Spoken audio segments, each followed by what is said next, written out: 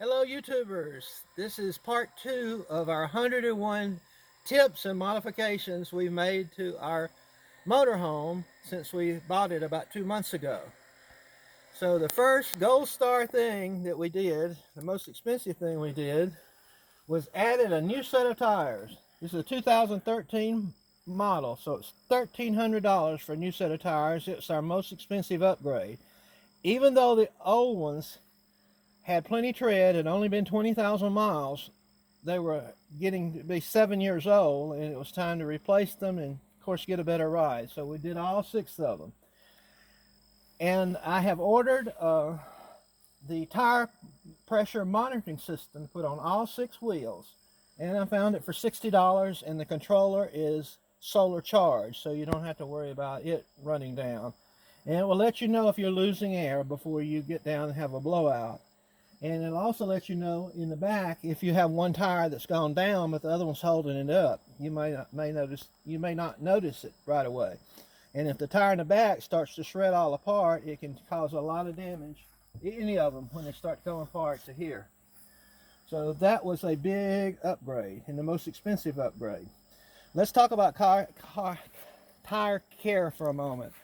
I made a wagon for some boys, some young boys. There were 4 of them in a family, and used these tires here that I had bought from Harbor Freight along with some other, just to get axle parts for an ultralight that I built.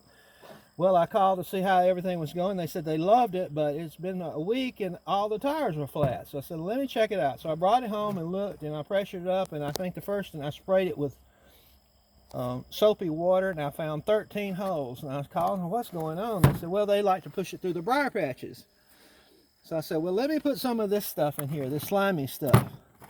So I treated them all with the slime and gave it back. I called a couple of months later. They said, no problem. The tires didn't go flat and all that. I want to tell you something about this. If you have, like on this farm here, I have over 50 tires I have to take care of. But actually, it's about 70, including some things that I don't move much.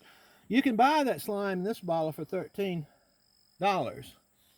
It's about 35 cents an ounce. Or you can buy it for $20 in this huge container, and it's like a nickel an ounce or something. It's just incredibly cheap just to upgrade to a full container. So what I'll probably do is add some slime to the front tires. So if they get a small leak, they will hold up, because this stuff really works. Also, if you have a tire repair kit, they're only about $5. If you have a leak in a tire and you find a nail, you can pull it out, and just fix it with that. I've done it several times. Of course, it's good to have an old-fashioned tire gauge monitor. And you might need one of these if you're going to put this in to get the tire, what's it called? The thing in the valve stem, to get the valve stem out. They make one that goes on here, but that weak plastic won't loosen them up sometimes if they're very strong. I'll talk about this fan. This is a automotive fan. Anyway, I use one of those cigarette lighter adapter things to go on the batteries to plug it in, and I can set it up here near the batteries. And when this is really good if you're starting a charcoal fire to grill on. It takes forever sometimes, 45 minutes for the charcoal to get ready to cook on. But if you start your charcoal in one of those little containers and then put that fan on it, it will have it ready to go in 5 minutes. Also, I do have a battery. This is only $8 for battery 12-volt tire pump. Okay, so that's good to have. You can add tires or help somebody out if you need to. Let me talk about this a minute. Up here at the top, all the weather stripping was gone. And like several people have mentioned in their videos, motorhome companies do not use stainless steel screws. So they will rust on all the screws, and all that was missing. So I cleaned it all up and took this appliance epoxy paint and sprayed it all to kind of seal behind there. Then I put in the weather stripping. But before I put the weather stripping in, I had just some regular cheap silicone, and I know it's very hard to get off. I'll tell you about that. So I used that to kind of glue it in place, and then I caulked it. So speaking of caulking, we got this motorhome. Of course, it was maintained by some staff at the hospital that owned it, and they had gone around and put silicone just all over it, smeared it all over. I did an entire video about that. So it took me 2 days, and I had to use paint thinner to get all the little silicone off. And then I cleaned it out. But like I say, you can check the video out. Cleaned it out, and then I recaulked it with some good quality. You don't want to spend 2 days working on something, then save $2 on cheap sealant. And so I did every crack, everywhere, all on it. So the whole project was over 3 days to do the weather stripping and all that. One other thing, let me show you while I'm here. Oh, we're going to the batteries next, but these are great. You don't really need to take one with you, but if you have one, if you've ever went to Walmart or somewhere that checks batteries and said, hey, see if my battery's okay. They'll say, okay, we have to charge it. Come back in 2 hours and we'll have charged it up. We'll check it out. Well, this thing, actually, mechanics use it. They sell for $30 or $40, but I find them online for $20. You can hook up batteries. And I do have a small solar system, and you have to check the batteries from time to time. Flip the switch, and it throws a load on it, and it will tell you instantly if the battery's going bad.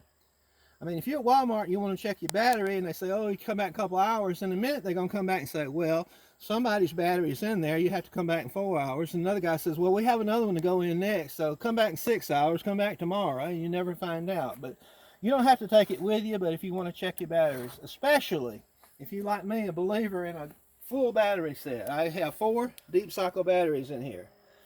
Keep them all charged up. Now you might see my mouse. Mice love it, and that's why I have the little mouse, the clicking mouse deterrent, to try to keep these suckers out of it, because they are the enemy.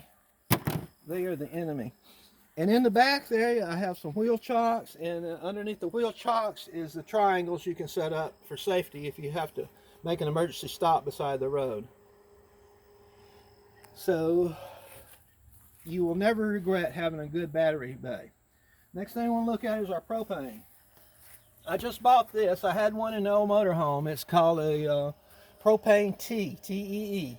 And it allows you to, if you have frame-mounted propane tank, you can't run into town and fill it up. You have to take your whole rig. So this allows you to put shore power, what they call it, a shore connection to propane tanks like this.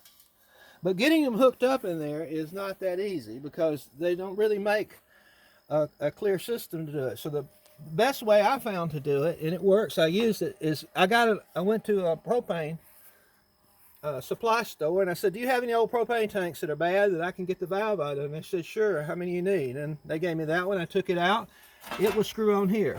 Now you have to have that little tab in there, or it won't release the propane to go in there. But if you run out of propane and you want your refrigerator to work and you're boondocking, you want to take a hot shower, and you have a tank like this, the easiest way to get the connection from there to there, by the way, these are $28, I don't know if I mentioned that, is to buy one of these propane regulators for $14 at Harbor Freight, then take out the regulator. You cannot have 2 regulators. There's a regulator there. It just won't enough come through to run a burner. Then you can use this part here to tap on. You get a rubber hose with that. You put the rubber hose onto here. Open up that valve, open up this valve, and you got propane. And you can swap these bottles out. Or in the case here on the farm, I refill them from these propane tanks over there. It's very easy to refill these tanks. So I did a video on all that too, if you want to look it up. I would love to get something that went right in here. It would make it really easy to refill that tank. And you can put, using this system, you can put more propane in the tank, but you lose a lot of propane in the process. So if you want to reserve your propane or have extra propane and you got a frame mounted propane, that is a great gold star thing to do. Of course, I have a fire extinguisher here, and these you need, if you're going to change your tires, which on Class A motorhomes, they don't provide a spare tire. They say just call the roadside service. But first of all, a roadside service may take a day to come, and second, they may not even have a tire like yours, so you're still stuck there. So if you want to jack up a travel trailer or a motorhome, especially on the front. On the rear, if you have a tire to go out, the other tire should hold it up. You have to have a low profile jack. Harbor Freight sells those as cheap as you can find anywhere. They 20 ton for $40. Apply the 20% coupon, you get it for $32. You can jack up your rig, and if you have a spare tire, fix it, be on the way. I have a 4-way lug here. This is a grill set that we can have for grilling. This is a very good jumper cable.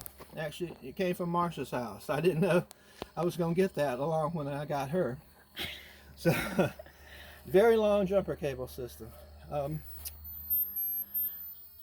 when we're in the process of putting on, just look at my fine caulking here. It's not smeared around everywhere. Actually, it was so bad the way they caulked it on the windows on the other side. They caulked all the way around the window, but they caulked out here. It didn't even touch the window. It was a mess. But this is sealed up and watertight. Now, water is terrible on a motorhome, but what really causes the water to get in is the sunshine, UV rays, and so forth. So when we put these tires on, we bought an extra rim, and we kept one of the tires as a spare. But of course, there's no place to put it, so I had to build a place. So I used my trailer hitch, look right in through here, and welded together. And if you can see right here, it's doubled. You got this kind of square tubing that fits into the receiver of the tow hitch. And then you got this real strong metal right here, because this is 70 pounds, and it has to be able to hold that kind of weight. And we got our turtle tire cover. Can you see it good, or you want to back up more? No, I can see it. You're real close. Anyway, don't tell Marsha, but that was her present. She knows it, but she didn't know I had to spend $70 to get the turtle. These sell for about $20, but you get the turtle on it, you got to go overboard. So that's set up. Now, let me show you.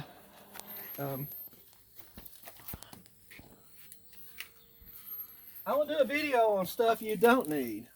And one of the things I don't approve of on a motorhome because it's so expensive and so inefficient is solar system. It's just a waste of money throwing away. So for $120 you can get a very small generator, and if it runs for about 2 hours, you probably won't have to use it. Even if you're boondocking full time, you probably won't have to use it more than about 4 times a week, especially if you do any kind of driving. It will keep your batteries charged up on 50 cents worth of gas. So if you're putting in an $11,000, $10,000 solar system in your motorhome, you could run a little generator like this, keep everything charged. Solar system is not going to run your air conditioner anyway. This little one won't run the air conditioner. But you could keep your batteries charged for 100 years for the same price of putting in a solar system. And this one, you can buy them from Harbor Freight even cheaper than this one. And actually, this one I paid $100 for, but they had a 15% off coupon. I paid $120. I could have got it for $100. But it comes with automatically built-in battery charger. If you can see, the fitting is at like a triangle, and it plugs in here. This goes on your battery. You can just directly charge batteries too. And what I did to make it easy to set up and use is I built this little receiver, and I fixed it so that, well, the tire thing's in the way a little bit, but believe me, I didn't practice this. But anyway, it goes in here, and the generator was set on it, and I can strap it down. And I can let it run like that, and if I want to drive off, I won't leave it behind. So, that did that. Now, another thing. Back over right here, please. Back over right there. Another thing, that when we got this up here, the handrail was broke off on that side. It was real weak. They had hit something and broke it off. So, I figured, well, how can I put another handrail? Because it's hard to get up there, and it was all loose. Now, I have to give myself credit. I'm pretty good at metal fabrication, because one thing I did after Hurricane Katrina was I built these platforms on top of a ladder to make a roofing hoist. And so if you see, there's about 30 bolts and holes. I had to design it. This bar goes on the top, this bar goes on the bottom, or whatever, and you can put a motor down there, and it'll just pull your shingles and all materials to a roof. And I have built and sold over 400. So I was pretty good at that, but this turned out to be a full day's job to get those turns in there, and the only thing I could find to work with was the square aluminum. But that is solid now, so I got that fixed. If I can show you right here, I already did a video on this. your gray water tank usually has a little 1/2-inch plug in it. So drain your water tank before you do this. I did a whole video on it, and you can get this 12-volt the valve. If you need to let some soapy water out, you take this out, you screw it in a faucet. I mean, what do you call it? You screw in a valve to shut the water off, because if you start letting the water out and going through here and you get trash in there, you'll need a little strainer between it. You can't empty the strainer without getting water everywhere without shutting the valve off, and you may just want to shut off the whole system. Anyway, you take this out, you put in a valve, you put in a strainer. I got a whole video on this. Screw this in, and you can have a switch up front. You just flip it, it opens up and lets the water drain out. This is good for mooch docking. If you at your friend's house, they got a septic system, it might be 50 yards away, and you can run a couple pieces of garden hose and just let your shower water and your dishwater run out into their system. Or if you're in a tight and you need to dump some weight or something, you can open it up on a dirt road and let it drain out. Actually, I think what they should do is truck stops should pay you for dumping your soapy water on their parking lot to wash that urine off that's all over truck stop parking lots. Okay, now I was going to show you underneath there, maybe I can. This is one of the most expensive things we did besides the tires, is putting on a sway bar. I don't think you can see it now. Maybe a light that could come on, but anyway, we put in an $850 sway bar, because the worst thing about these F53 Class A motorhomes is nobody even likes to drive them. They're just so top heavy and such an inferior suspension system, unless you buy one used that somebody's already spent a lot of money on. So $850 sway bar, and let me say, it does work, but the price is terrible. You can buy one for a Ford F50, a Ford E450 for $240, and I've had one. It won't fit, but you get the one that fits. It goes from $240 to $850, and it is hell to put on. They say it's 2-hour installation. It took 2 days, because the mounting hardware that they sent didn't have the holes in the right place to match the saddles that go onto the frame and the springs and all that. So I had to drill new holes. It was very difficult. Then up front, I put in a steering stabilizer, a safety T steering stabilizer. It was supposed to be the wonderful thing, but it was $500. This one over there has a $60 steering stabilizer in it, and it works even better. I've had to adjust that one over 7 times. Actually, I stop sometimes to adjust it, and people say, "Oh, we RV a lot, and you broke down and you need help." So come on around here. Had to move my tag. This is the dumping tank section. I put the gasoline in there, because if it was worth to leak or something, it would run out that little hole. Also, if you get a chance to get one of these old-timey ones without all that crap on there that you have to squeeze and release to get the fuel out of it, and really rare is if it has the little breather cap that you can take off to let air in. You can that is a great, before the government got involved, that is a great gas tank. So if you get a hold of one of those, you keep your generator gas in it. This is, the rats are the worst things for the motorhome. The dirt daubers and all that would just make everything unworkable. 2 situations. One, I got an air conditioner that I used in the window of the house. I pulled it out after storage, and it wouldn't run. So I took it all apart and started looking. A wasp nest was in the squirrel cage part of it that pumps the air, and it locked it up and wouldn't turn. And then just recently, we had a 21-foot motorhome, and the furnace wouldn't light. I bought another one and took the one out, and I looked, and sure enough, another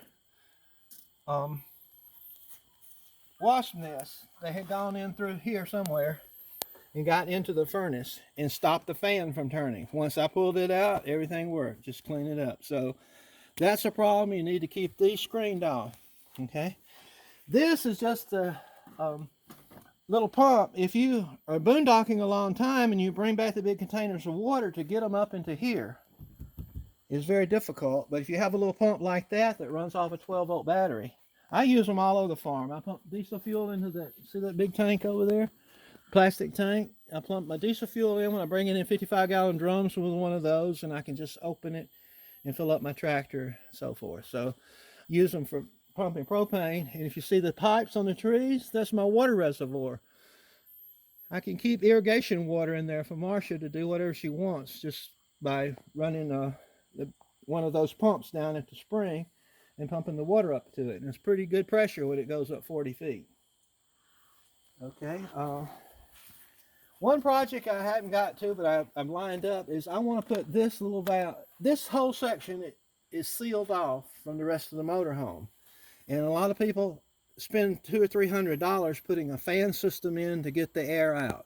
But if you got a fan in your window, you got pressure built up in the motorhome. Matter of fact, if I turn that fan up, the one over here will run fast without even on because the air's going out.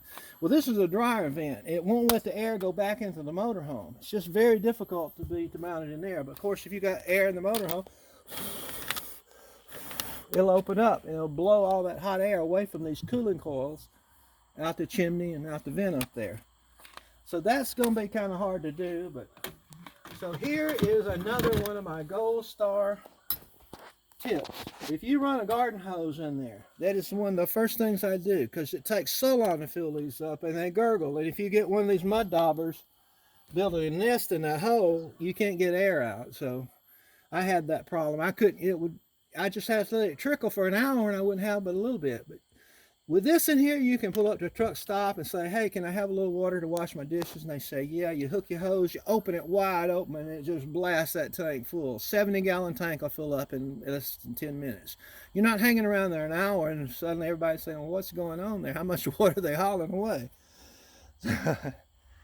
Another thing I want to do is to put in an outside faucet to rinse off my feet or take a shower outside. And I'm looking. I bought a bunch of valves, parts for, well, they're over here, right here, to tap into my system and run some PEX pipe to make an outside shower system.